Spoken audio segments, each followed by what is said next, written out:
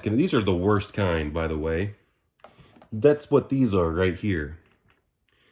So this is just regular plastic sheathing. Now right here I'm working with a really tiny wire. This would be a red butt splice connector that I would use on these. So I'm using the smallest one in this kit. And the deal is, even these pliers do not close enough to get a proper crimp on them. So I have to crimp both sides of even the smallest butt splice connector. I have to crimp this side as far as the pliers will go, and then I have to flip it around on the exact opposite side, because I could just pull this back out. This is not tight enough. And then I would pull it back to the other side and dimple the other side as well. All right, both sides are dimpled. And if you'll notice, I put heat shrink tubing on the inside of this first. And now I'm going to put it right here. And see, one of the wires popped out. So unfortunately, I'm going to twist it with my greasy hands. I don't really believe that too much. I think it's fine.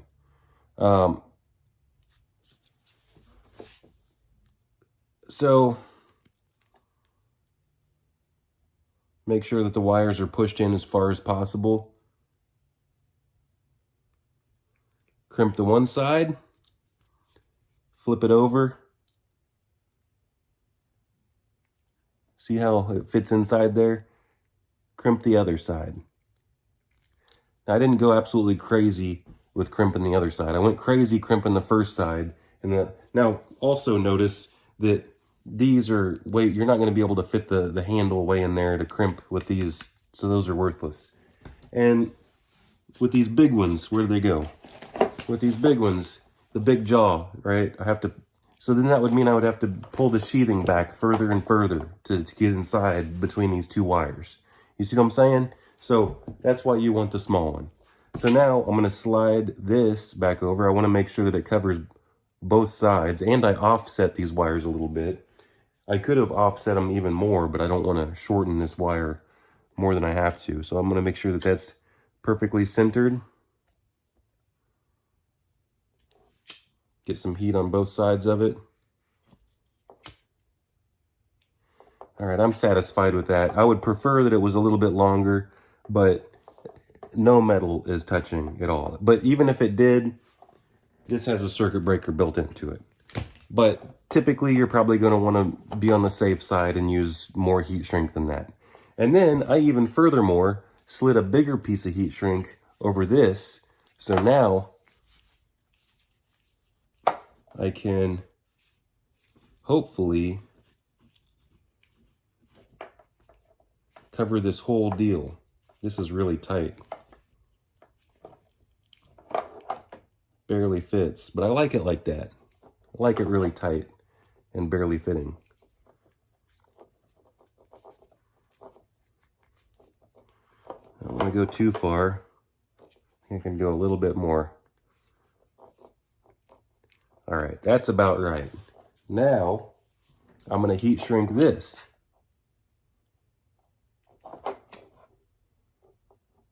And I'm putting the flame way too close. It should be like, you should do like this, but I'm impatient.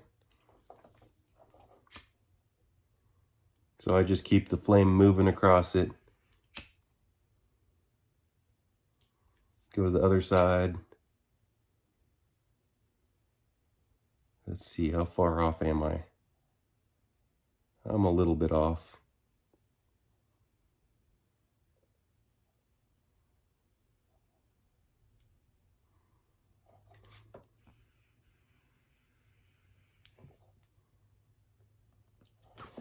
There we go.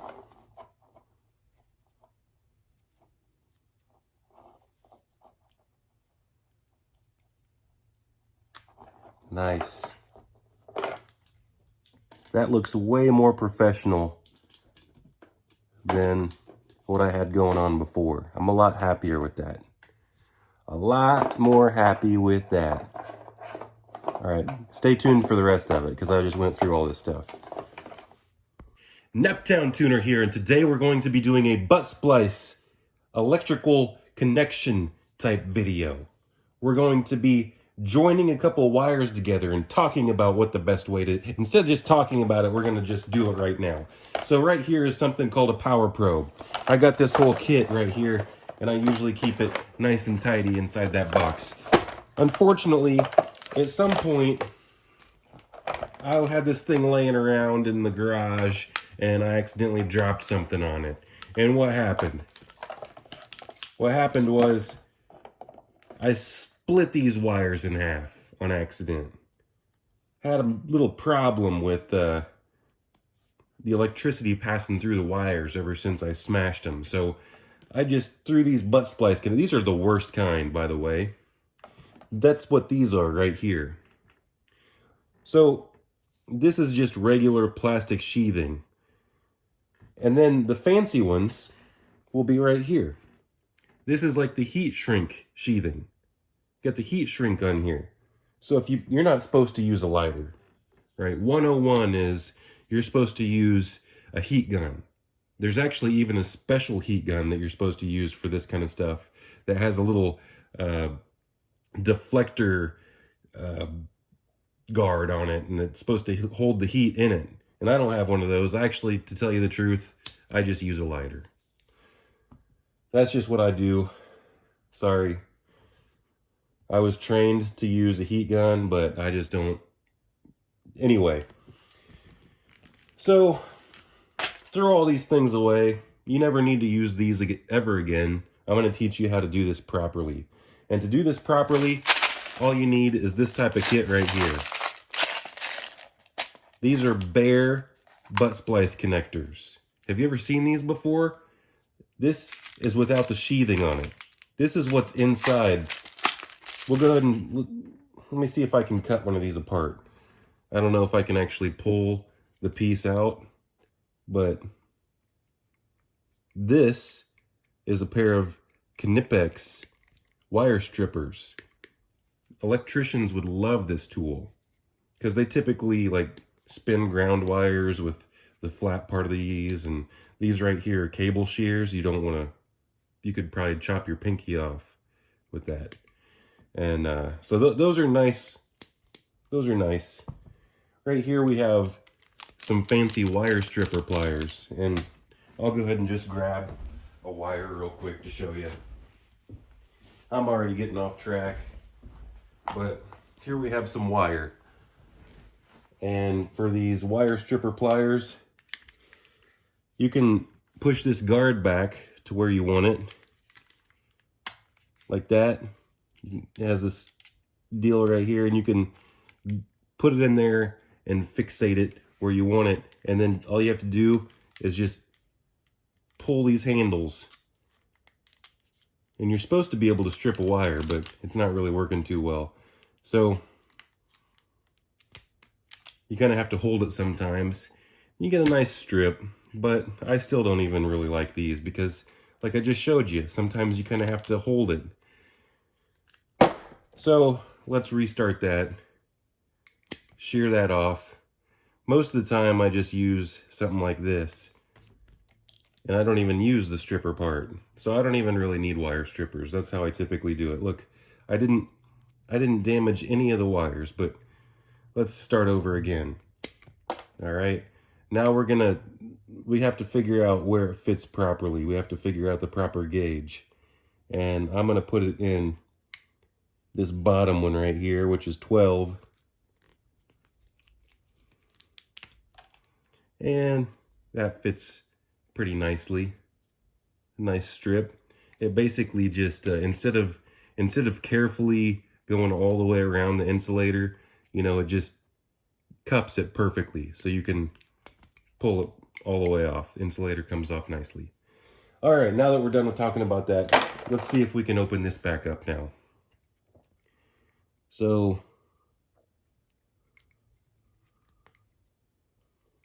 let's see if I can pull.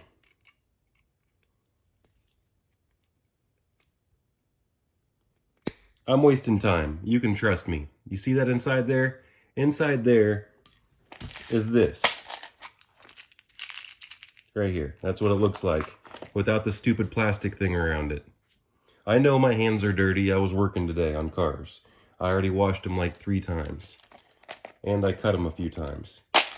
Alright, so these are big and bulky, and a lot of times whenever you crimp them, see, I didn't even crimp these right. I didn't have a crimper. These are the best crimpers, by the way. A lot of times if you've got like a wiring harness or something, for instance, these are the wrong pliers to be crimping stuff with. Look at how bulky these heads are. So to crimp this, I have to stick it way in here and do like it has this ball and socket type deal right here, but that's why this is so much better of a crimper. And you can't just find these. This is a snap-on pair. VIM sells a pair like this. It's got the strippers inside here. There's no stripper on this one. So something like this is going to fit inside a wiring harness in tight locations a lot better. You don't have to get this big bulkiness up inside here. So let's just start completely over and snip this and show you.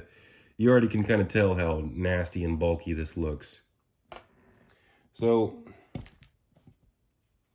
now in this case, I would have to shear this. I would have to go all the way up in there. So that's not a very good shear. That's not very good. Normally I would just use side cuts. I would just get my side cuts and do this.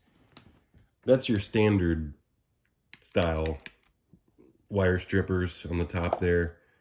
And then these are really crummy for your butt splice connector. That's a really crummy setup. That's way worse than the hefty crimp you're gonna get with these pliers or these pliers. Now, these Knipex, they don't even have butt splice connector crimpers on them. So, all right, let's just show you a crimp. First off, you need to use the appropriate size. We got like, I don't have any red ones here, but typically the most common ones for cars are red, blue, and yellow. Yellow is going to be the big one. It's like 10 to 12 gauge. Then the smaller one is blue. It's like 8 to 6 gauge. And then we got like the smallest one is, I don't have it, so we won't talk about it. But a lot of times you're going to probably use red or blue. This one is going to be for the yellow. Just so happens that the color of the wire is also yellow. And instead of showing you with it, because you can't even really see very well, but the size hole is what matters. So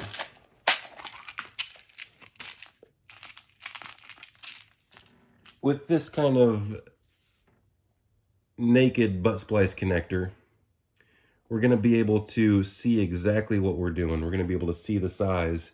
This one's actually a little bit big. I'm going to go smaller and try this one out. And this is the blue size, but the blue size actually fits. So I would typically use a yellow one for this, and that's too fat. But I can see better what I'm doing with this smaller one. And I can put it in here. And first off, technically, I was taught that you're not supposed to put your greasy, oily, nasty, filthy hands on this and spin it. You're supposed to just use your wire strippers, strip back the wire, and then you're supposed to just carefully put the butt splice connector on it like this. Now, you don't typically want the insulation that far back. You typically want to have the insulation end at, that's a little bit short in my opinion. You want to have the wires go all the way to the middle of the butt splice connector. Am I getting it correct? It was a little bit blurry there, so I cut that a little bit too short. Let's go about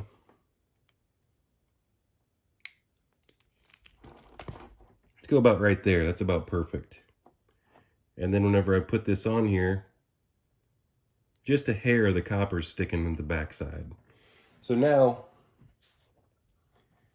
I'm going to get my favorite small head butt splice connector pliers, and you can get a healthy, nice, thick crimp on there. You can press down really tight, and look at how beautiful that is. That's never coming off. That is a nice crimp right there. My zoom is getting all messed up. So now let's just go ahead and go to the other side of the wire. But before we do that, we're gonna go to our heat shrink tubing. So instead of using this big bulky wire connector right here, this big bulky heat shrink or non-heat shrink plastic, is like I said, this is the worst. This is what I typically use, but these are also very expensive. And not only are they expensive, but the heat shrink isn't all that great on them.